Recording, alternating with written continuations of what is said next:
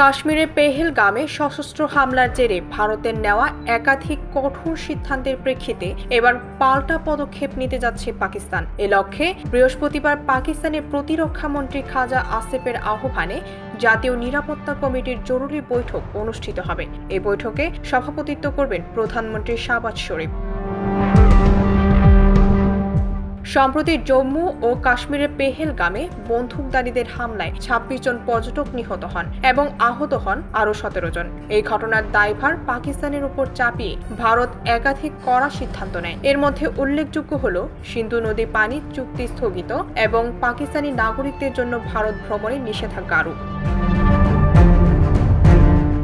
ভারতের এসব সিদ্ধান্তকে কেন্দ্র করে পাকিস্তানের জাতীয় নিরাপত্তা কমিটির জরুরি বৈঠকে ভারতের বিরুদ্ধে সম্ভাব্য পাল্টা পদক্ষেপ নিয়ে আলোচনা হবে বলে এক বিবৃতিতে জানানো হয়েছে। বুধবার জিও নিউজকে দেওয়া এক সাক্ষাৎকারে প্রতিরক্ষা মন্ত্রী খাজা আসিফ বলেন, ভারতের একতরফা সিদ্ধান্তের বিরুদ্ধে আমরা পাল্টা ব্যবস্থা গ্রহণ করব।